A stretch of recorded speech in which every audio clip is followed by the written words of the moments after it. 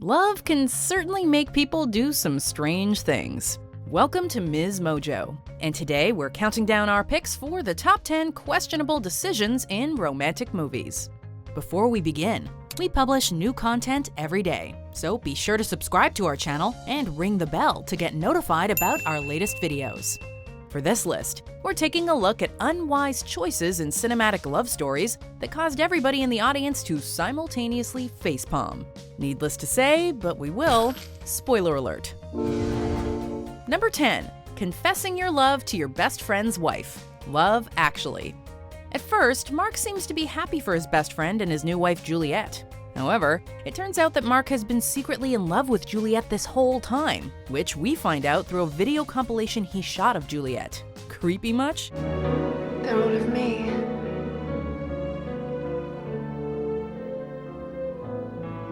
Yeah. When he finds the courage to profess his love to her, he shows up at her door with note cards. Aw, cute, right? Come on, a guy who shows up unannounced, tells you to lie to your husband, and inappropriately confesses his feelings? Who wouldn't want that? Silent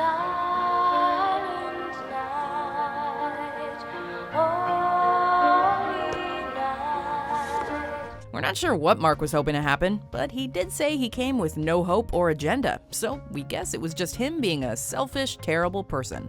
Number 9. Not choosing the other guy. Something's gotta give. In this Nancy Meyers film, Diane Keaton's Erica finds herself in the middle of a love triangle. On the one hand, there's Jack Nicholson's Harry, a 63-year-old womanizer who's reluctant to date anybody over the age of 30. She's over 30. Oh, like you don't know you have a slight reputation? As a matter of fact, he was dating Erica's 29-year-old daughter when they met. Then there's Keanu Reeves' Julian, an attractive, understanding doctor who adores Erica's work and doesn't mind that there's a 20-year age difference between them.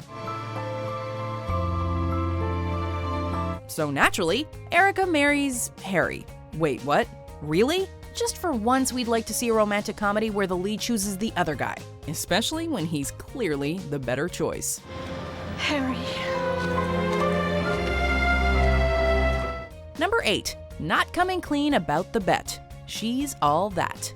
After accepting a bet with his pal Dean, Zach is tasked with transforming the nerdy Lainey into the prom queen. I'll pick the girl. Then you got 6 weeks to turn her into the prom queen. From there, you know the drill. Zach falls for Lainey, Lainey finds out about the bet, they fight for most of the third act, but kiss and make up before the credits roll. Here's an idea though. Why doesn't Zach just tell Lainey about the bet when he starts to develop feelings for her? I hate to break it to you, man, but it's just a bet. Sure, Lainey would still be mad, but at least she might appreciate his honesty and forgive him faster. Bet? Yeah, it was so stupid, Lainey. Look, Zach said he can make any girl prom queen. Anybody who's seen a romantic movie knows how this trope plays out. So why not skip over all that drawn-out drama?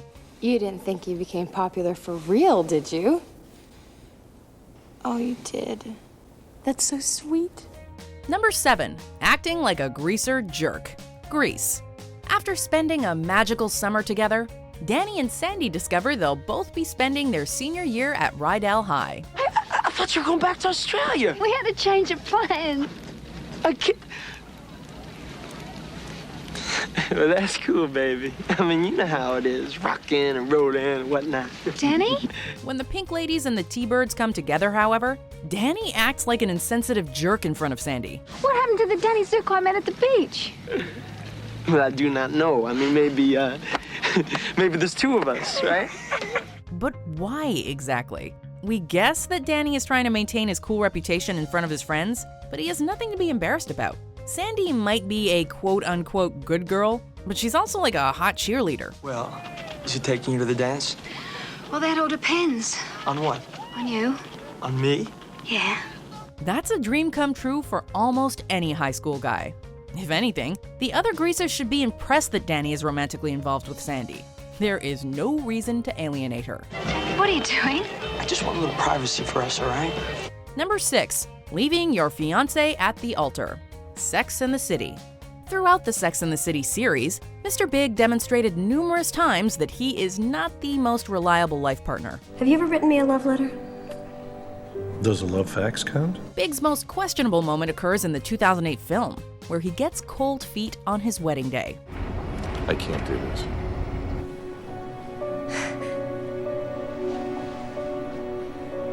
Oh my God. Fleeing from the church, Big calls Carrie and says he can't marry her. Big quickly realizes that he screwed up and tries to undo the damage, but Carrie is too enraged to hear him out. Turn around, go back. It's a one-way street. I have to go around the block. By the time we go around the block, she'll be gone. Big could have saved a lot of heartbreak if he'd just taken a couple of extra minutes to stave off his big day jitters.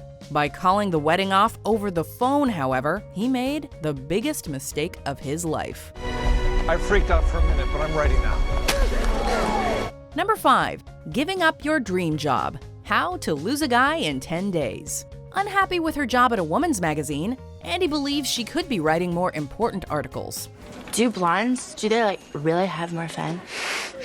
I want to write about things that matter, like politics and the environment and foreign affairs, things I'm interested in. For somebody who claims to be a professional journalist, though, Andie spends most of the movie perpetuating negative female stereotypes in order to lose a guy named Ben. Oh, hi! Hey. Of course, Ben's no angel either, as he only stays with Andie to win a bet. After the truth is revealed, Andie lands an interview in Washington, D.C. for a better job. She quit. She's got an interview in Washington. When's she leaving? Today. When? Well, like now. Yet she gives it all up for Ben. Even though their romance was based on deceit, they've only known each other for a brief period, and the bad times outweigh the good by a large margin.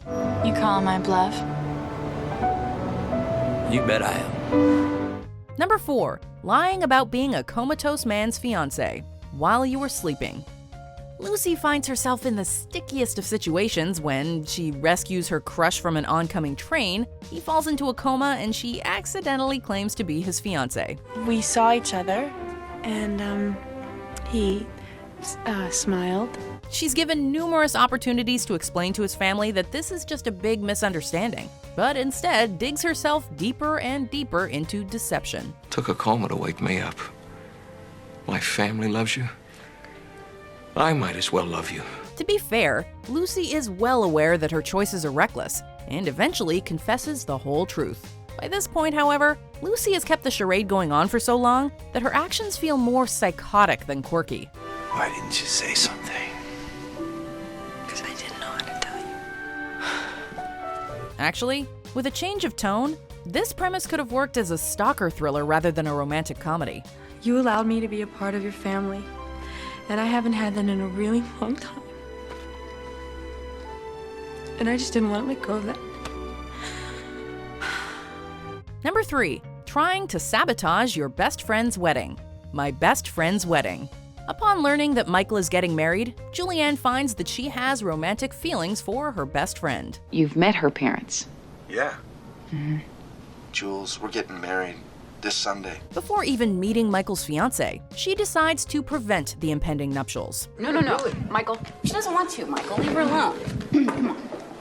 Ladies and gentlemen, please give it up for the dazzling vocal stylings of Miss Kimberly Wallace. Although the bride-to-be is nice enough to make Julianne her maid of honor, Julianne still tries to stop the wedding by pulling a series of petty schemes. Julianne even has her friend pose as her fiance to make Michael jealous. The moment I wake up, before I put on my makeup. Then, just when it seems like Julianne can't possibly be any more desperate, she bears all to Michael and kisses him. It isn't until she's made a colossal mess of things that Julianne realizes how careless, immature, and potentially life-ruining her actions have been. For my best friend has won the best woman. Number 2. Giving up too easily. The Notebook. When they first meet, Noah threatens suicide just to score a date with Allie. Will you not go out with me? Since he went to such great lengths to get her attention, you'd think that Noah would move heaven and earth to keep Allie in his life. I'm saying we see how it goes later on. When he finds out Allie is moving to New York, though, Noah walks away without putting up much of a fight. There are a dozen ways Noah and Allie could have avoided this forced breakup. Okay, it's over! Don't touch me! I hate you! I hate you! For example, why not join Allie in New York? Sure, Noah's a small-town guy, but he could have found blue-collar work there. They also could have committed to a long-distance relationship, especially since Noah ended up writing Allie every day anyway. But what he really should have done is just told those parents to go to hell. Just stick it where the sun don't shine. Yeah, you're right. Probably should have. Before we unveil our number one pick, here are some honorable mentions. I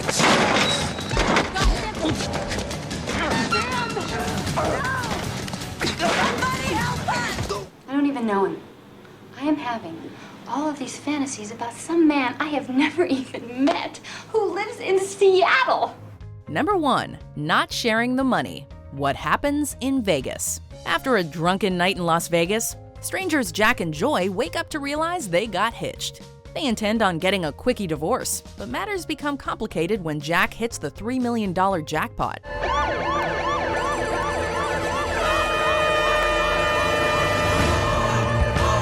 Since they're married and he won using her quarter, Joy feels she's entitled to half the money. Sounds reasonable, seeing as how almost $1.5 million is still more than enough to retire on. Whatever happened to what's mine is yours, baby. We're married now.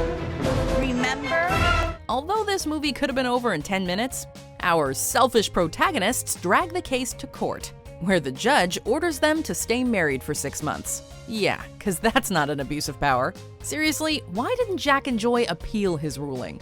I am freezing the $3 million for the next 6 months and sentencing you two to 6 months hard marriage.